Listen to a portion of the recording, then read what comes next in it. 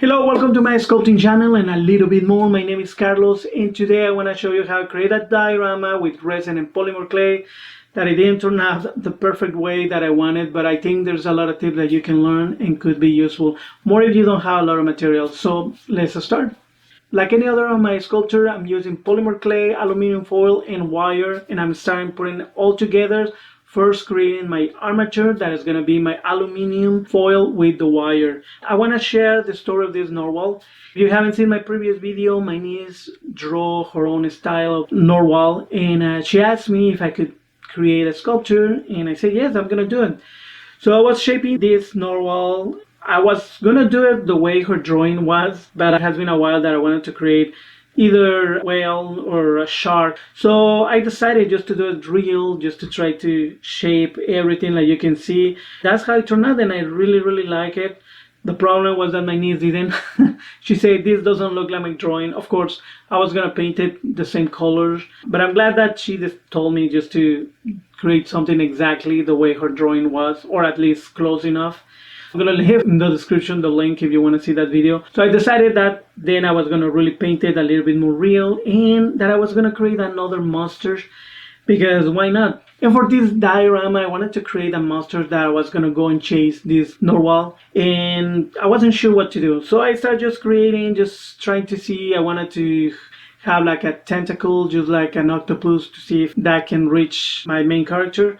Also wanted a face that was easy, just like a piranha, not ready to eat it. But of course, no, my narwhal was going to be really fast and wasn't going to let it be caught. But the point is that I created this monster from my imagination and I wasn't sure even how to paint it or the colors or anything. So I just started putting some blue. I didn't like it, so I decided just to put a little bit of gold in a mix of the paint that I have.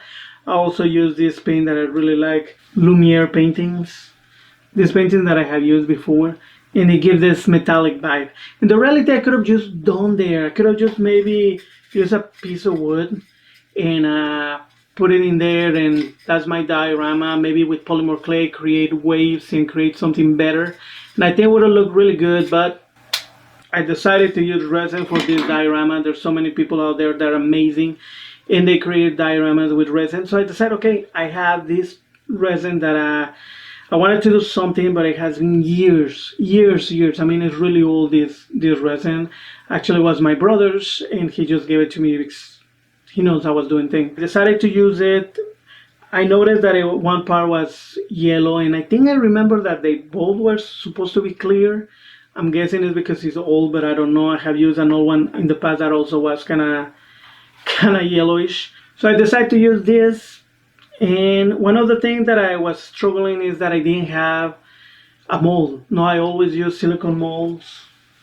See if I have. No, I create my own molds, and this I haven't opened it in years, maybe in another video, but I use this silicone mold that are really easy to peel, to move, to pour the resin like nothing. I really love this material. This Rebound 25 from Smooth On, but you can use any type of silicone mold to put resin in, and I was struggling, like I don't have anything, how I'm gonna do it. So I saw that amazing video on YouTube and it was this lady explaining how you can use your Tupperware, you can use plastic. I saw more than one, so but this one they really explain that the one that has a 5 or the letter P twice, that's the one that the resin doesn't glue itself to the plastic. So I said, oh, perfect.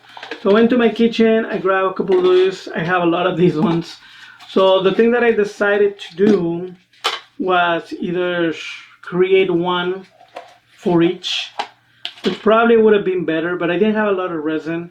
So I decided just to put it together like if it was an egg. Now that I'm thinking, it would have been better if I would have tried to fit everything inside and do like an amber, like Jurassic Park when they find the insects, to do something like that, just like an egg, that it was like an amber egg with the animals inside. That I think it would have worked perfectly, but it didn't happen. The point is that I used these ones and I decided just to glue them together, just using my glue gun. And then I use my glue gun to glue my monster. to the bottom to make sure that I wasn't moving that much. I start mixing some of the resin, and I feel part of it, and I had to do another mixes. I did like 3 more, but I have to say that right away I saw that it was yellow. So I wanted to have something a little bit transparent. I don't know if you've seen my other resin videos. I did get color for the resin that are really cheap from Amazon, and I moved last year, and I'm pretty sure I packed it and put it somewhere, but I haven't been able to find it. It kind of disappeared, so that's why I didn't use it. Otherwise, I would have tried to color blue or something like that, but it didn't happen. It doesn't really look good. It looks just yellow. So think if you have a resin that is really old, it's possible that it's going to be yellow and not clear like it's supposed to. Okay, now that I had that, the only thing that I did was to make sure that I can hold my narwhal. Now after it was holding really well, for some reason I decided to tilt it. And was making the mix, it was super bubbly. It has so many bubbles, and I have to say that there's many ways to get rid of the bubbles. Of course, I didn't do it. One of them is to have that machine that takes the air out and completely get rid of the bubbles, but of course I don't have that one. Another technique is just to leave the cups up alone, and hopefully the bubbles will go out more if you tap them or something like that. That's not really the most effective. Another technique is to actually warm the bottles. You can either just put hot water and just put the bottles to be there for a little bit, and when they're warm, that's supposed to help with the bubbles. I haven't tried it. The most easy one, but it's only worked for the top, is with any kind of flame to try to burn, to put on top of the resin, and it will take out a lot of bubbles, but it's going to be only on the top. So, but I wanted to create an effect, just experimenting. So I tilted, it was looking good, but after it cured, and I'm going to show you over here, I cut myself. Be careful when I was trying to cut the glue that I put to separate these 2 containers.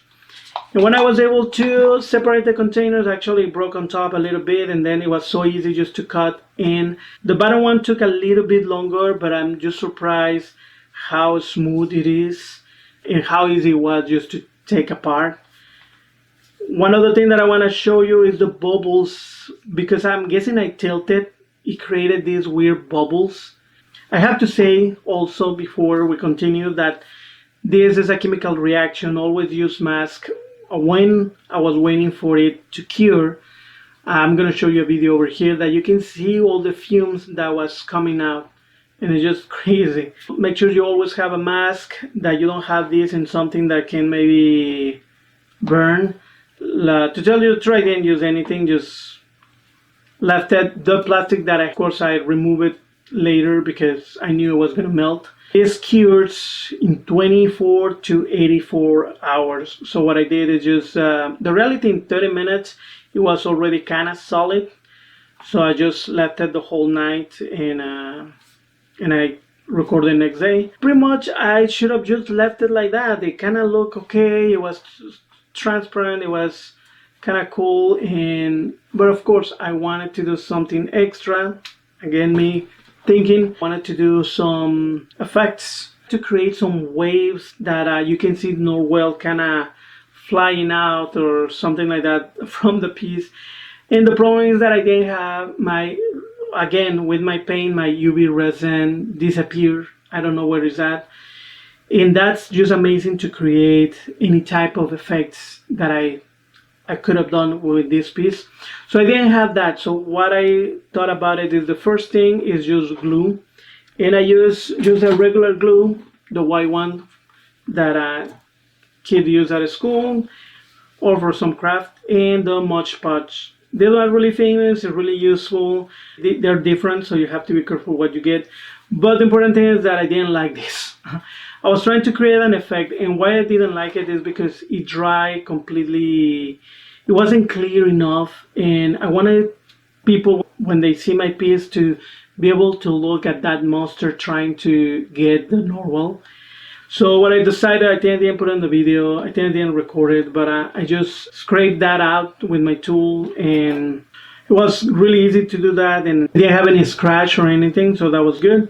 So what I decided to do, because this didn't work for me, I used my Gorilla Glue that I used before in my other video. If you haven't seen it, when I did my sculpture for Valentine's Day to create saliva and things like that, this was really good. It really cured completely clear. So I decided just to use it.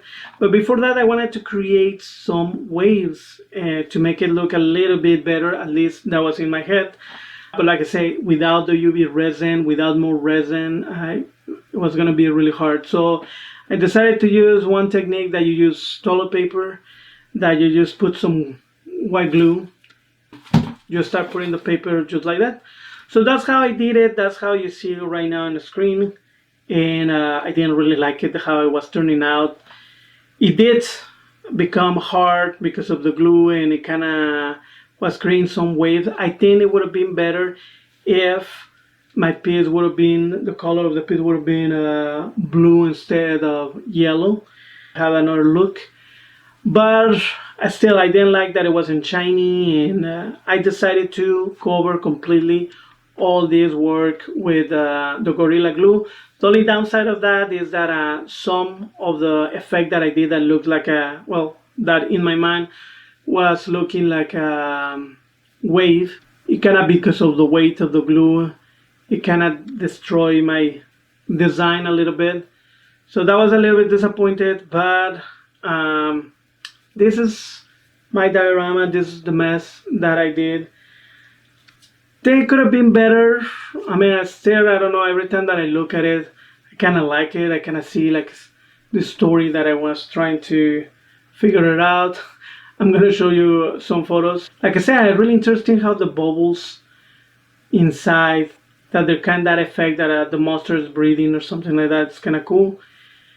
I really don't know about this piece, but the important thing is just to create. If you want to be part of this community, subscribe, check my links, comment below if you would like to see more resin, hopefully better than this, or any other tutorials. I use many materials: concrete, cement, 3D resin printers, polymer clay, monster clay, and pretty much any materials that can be sculpted.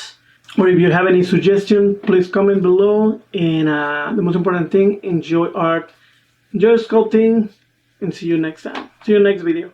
Before you go, subscribe, be part of this community, comment.